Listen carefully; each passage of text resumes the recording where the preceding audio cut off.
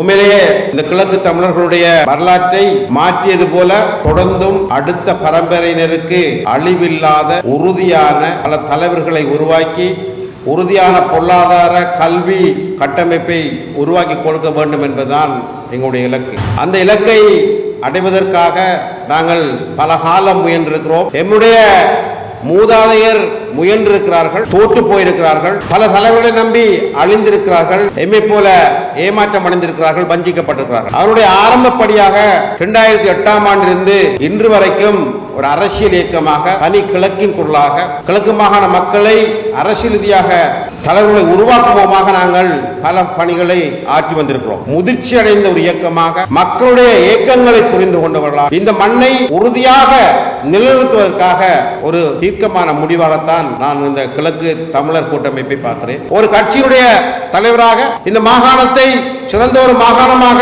உயர்த்த வேண்டும் என்கிற ஒரு தலைவராக என்னால் சொல்லக்கூடிய விடயம் என்றால் மட்டு மாநகரத்திலே வாழ்ந்து மறைந்திருக்கிற மிக முக்கியமான எழுத்தாளர் எஸ் பொன்னுத்துரையா சொல்வார், மட்டக்களப்பு மாநகரத்தை நேசிக்கிற மட்டக்களப்பை விளங்கி கொண்ட ஒரு அரசியல் தலைவர் இந்த மண்ணிலே வாய்க்க பெற்றார். வெனிஸ் நகரத்துக்கு ஈடான ஒரு நகரமாக எங்கும் இல்லாத ஒரு நகரமாக இதை மாற்றி அமைக்க முடியும் என்று சொன்னார். எங்களுடைய முன்னாள் மேயரும் அமர்ந்திருக்கிறார். 2008ஆம் ஆண்டுக்கு பின்னர் நாங்கள் இதையொட்டி நகர அபிவிருத்தி சபை எங்களுடைய மாநகர சபை எல்லாம் இணைந்து பல திட்டங்களை திட்டினோம். அந்த திட்டங்களை நீங்கள் பார்த்தால் தெரியும், மட்டக்களப்பினுடைய அழகு சடுதியாக மாறியது. மட்டக்களப்பு மண்ணரிப்பை தடுப்பதற்கு பல விடயங்கள் நடந்தது. கல்லடியிலே வெளிநாட்டவர்கள் வந்து பார்வையிடக்கூடிய ஒரு அழகிய கடற்கரை உருவாக்கப்பட்டது. இப்படி பல விடயங்கள் 2009, 10, 11 இடம்பெற்றது. பின்னர் வந்த ஆட்சியாளர்கள் மீண்டும் போலியான விஷயங்களை சொல்லி ஏதோ செய்துவிட்டு சென்றார்கள். இன்றும் மட்டக்களப்பு மாநகரத்திலே சரியான கல்வி அமைத்துவம் இன்னும் செப்பனிடப்படவில்லை. இன்று வீட்டு கழிவுகளை எடுத்து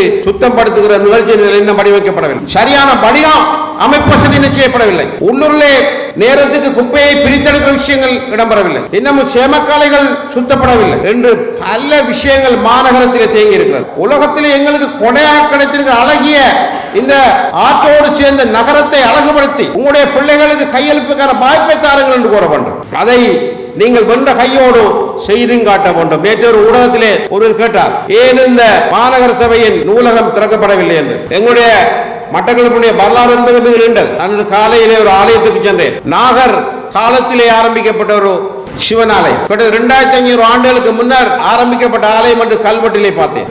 இப்படி மிகப்பெரிய பாரம்பரியங்களை கொண்ட இந்த நகரம் இன்று எப்படி இருக்க வேண்டும் என்பதை நாங்கள் இந்த மண்ணிலே இருக்கிற ஏடுகள், பாரம்பரிய விஷக்கடிகள், மந்திரங்கள், எங்களுடைய மூதாதையர்களின் தடயங்களை எங்களுடைய அடுத்த வருகிற 100 வருடத்தில் வருகிற சந்ததி எங்கே பார்க்க முடியும்? இன்று எழுதி வைத்த புத்தகங்களை நாளை வருகிற சந்ததிக்கு நாங்கள் எங்கே ஒப்படைக்க போகிறோம் என்றெல்லாம் சிந்தித்தோம். அதற்காகத்தான் அந்த நூலகத்தை நாங்கள் ஆரம்பித்தோம் 2012ஆம் ஆண்டு. அது இன்னமும் முடிவுறுத்தப்படவில்லை. மாநகர சபையின் சொத்தண்ட அடிப்படையிலே இந்த மட்டக்களப்புக்கு வரி செலுத்துகிற வரியிலே இருந்து கூட அதை முடித்திருக்க முடியும். அதுக்கான ஏற்பாடுகள் செய்யவில்லை. ஆகையால் நான் இந்த கூட்டத்திலே மக்களுக்கும் உங்களுக்கும் சொல்ல விஷயம் என்னவென்றால், மட்டக்களப்பு மாநகரத்தினுடைய ஆட்சியை நீங்கள் கேளுங்கள். உங்களுடைய குழந்தைகளுக்காக, எதிர்கால சொத்துக்காக இந்த மாநகரத்தில் இருக்கிற இந்த நூலகத்தை நாங்கள் முடித்துக் கொடுப்போம் என்று அவருடைய ஆணை கேளுங்கள். நான் அண்மையிலே எங்களுடைய ஒரு முகநூல் போராளியுடைய வசனத்தை பார்த்தேன். நீ அழகிய நகரங்களிலே விளக்குகளோடு அலங்கரிக்கப்பட்ட விளக்காக எரிவதை விட ஒரு குகையிலே வாழுகிற குடும்பத்துக்கு மெழுகுதிரியாயிரி என்று எழுதியிருந்தார். அப்படி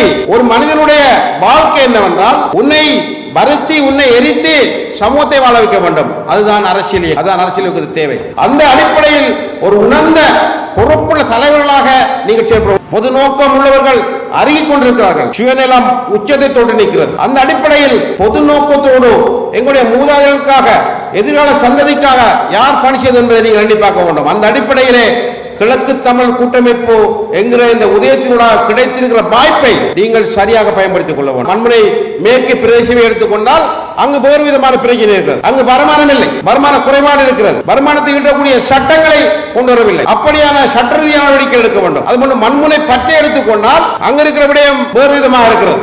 எல்லை பிரச்சனை என்றும், சேமக்காலை பிரச்சனை என்றும், ஏற்கனவே பிரதேசத்தை கொள்வனை செய்த காணி என்றும் வேறு விடயங்கள் இருக்கு. அது ஒரு பிரதானமான நகரத்தில் அமைந்திருந்தாலும் சிலைகளின் நகரம் என்ற அழகான பாடல்களை எழுதினாலும் கூட இன்னமும் அபிவிருத்தி செய்ய வேண்டிய உட்கட்டுமான விடயங்கள் பல கிடக்கிறது. இப்படி எங்களுடைய மண்ணுக்கு ஏற்ற அபிவிருத்தி செய்யக்கூடிய தலைவர்களாக நீங்கள் உதயமாக வேண்டும் என்பதுதான் என்னுடைய எதிர்பார்ப்பு. நாங்கள் எத்தனை ஆயிரம் போராளிகள் இருக்கிறோம், எவ்வளவு மக்களுக்கு வாக்குறுதி அளித்திருக்கிறோம், எவ்வளவு வேலைகளை செய்து கொடுத்திருக்கிறோம். ஆனாலும் இன்னமும் நாங்கள் நின்ற களத்தில் இருந்து உயிரித்தவர்களுக்காகவும் அந்த பெற்றோர்கள் ஏக்கத்துக்காகவும் அந்த பலிகளுக்கு தீர்வு கொடுத்திருக்கிறோம் என்றால் இல்லை. அந்த மாற்றத்தை கொண்டு வரும் பாடுபட்ட நாங்கள் ஓய முடியாது, ஓய்வில்லை, மரணிக்கும் வரைக்கும் ஓய முடியாது. அந்த மாற்றத்தை செய்வதற்குத்தான் ஒரு அங்கமாக நான் கிழக்கு தமிழர் கூட்டமைப்பு பார்க்கிறேன். அந்த அடிப்படையில் அரசியல் ரீதியாகவும் நாங்கள் அறிவுபூர்வமானவர்களாக மாற்றப்பட வேண்டும். அது எப்படி என்று சொன்னால் 1983 ஆண்டு ஜூலை கலவரத்துக்கு பின்னால் அரசியலை நாங்கள் பார்க்க வேண்டும். நான் சொன்னேன், நாகர் காலத்து மக்கள் கூட்டம் நாங்கள். இந்த நாட்டிலே புத்த பெருமான் வருவதற்கு முன்னர் வாழ்ந்திருக்கிற மக்கள். இந்த மக்களுடைய பாரம்பரியத்தை காப்பாற்ற வேண்டும். வெள்ளைக்காரனோடு சேர்ந்து படையெடுப்புகளை பங்கு பற்றி அந்த படையெடுப்பு வந்தவர்களுக்கு அதிகாரிகளாக்கி இந்த மண்ணை அளித்ததும் உங்களுக்கு 2009 ஆண்டு ராவட்டனையும் துரண்டனையும் அல்லது நூற்றுக்கணக்கானவர்களை பொட்டமான் கொன்றது மாத்திரம்தான் தெரிய முடியும். ஆனாலும் 200 வருஷங்களுக்கு முன்னர் கொக்கோடிச்சோலை பகுதிகளில் 35 அதிகமான எங்களுடைய போடிமாரை சிதைக்கிறார்கள். எப்படி இந்த மண்ணிலே பல வரலாறு புதைந்து கிடக்கிறது. அதுபோன்று பல அரசியல் ரீதியான ஒடுக்குமுறைகளை சந்தித்தோம், நாசமாக்கப்பட்டிருக்கிறோம். இன்று இடையிலே வந்த 83க்கு பின்னரும் 2008 ஆண்டுக்கு பின்னர் சம்பவங்களை வைத்துக் கொண்டு நடத்துகிற இளைஞர்கள் எங்களுடைய மண்ணை கேவலப்படுத்துகிற விஷயங்களை பார்க்கிறோம். இதனுடைய முடிவு என்னவென்றால், உங்களை போன்ற கட்டாயமாக அரசியலை அழைத்திருக்கிற இளைஞர் ஜோதிகளுடைய மனங்களை மாற்றி திசை கட்டு செல்வது, உயிர் கொடுக்க அர்ப்பணிப்பிச்சது மக்களை கேவலப்படுத்தி அவர்களை நலிவடைய வைத்து இந்த மக்களை தொடர்ந்து தங்களுடைய கட்டுப்பாட்டுக்குள்ளே வைப்பதற்கு முயற்சி செய்கிறார்கள். இதிலிருந்து விடுபட வேண்டும். அந்த விடுதலை தான் கிழக்கு மாகாணத்தின் எழுச்சியாக இருக்கும் ஒழிய, கிழக்கு மாகாணத்தின் மீட்கிற பணியாக இருக்கும் ஒழிய மற்ற ஒன்றுமில்லை என்பது என்னுடைய நிலைப்பாடு. அந்த அடிப்படையில் உள்ளாட்சி மன்றங்கள் உங்களுடைய பணிகளை சிறப்பாக செய்யுங்கள். முக்கியமாக மிக அண்மையிலே இந்த தமிழரசு கட்சி ஒரு ஒப்பந்தத்தை செய்தாம் என்று கடந்த 14ஆம் தேதி முஸ்லிம் காங்கிரசுடைய தலைவர் ராவ் ஹக்கீம் அவர்கள் ஊடகங்களை வெளியிட்டார். அந்த ஊடக அறிக்கையை பார்த்த பின்னர் இந்த மாவட்டத்திலே ஸ்ரீநேசன் அவர்கள் அந்த அறிக்கையை மறுத்தார். எனக்குள்ள ஒரு கேள்வி எழுந்தது, ஹக்கீம் அவர்கள் சொன்னது உண்மையாக இருந்தால் இவர் மறுத்தது பொய், அல்லது ஸ்ரீநேசன் அவர்கள் மறுத்தது உண்மை என்று சொன்னால் ஹக்கீம் அவர்கள் சொன்னது பொய். இந்த இருவருமே சொன்னது உண்மை என்று சொன்னால், நான் சொல்லி வந்தது போல இந்த மாவட்டத்திலே வடமாநில தலைவர்களை நம்பி கிடக்கிற உங்களுக்கு தெரியாமல் வடக்கு தலைவர்கள் பழமையாக செய்தது போல ஒரு ரகசிய ஒப்பந்தத்தை செய்திருக்கிறார்கள் என்பதுதான் உண்மையாக இருக்க முடியும். அவர்கள் என்ன ஒப்பந்தத்தை செய்தார்கள் என்பது கடவுளுக்கு வெளிச்சம்.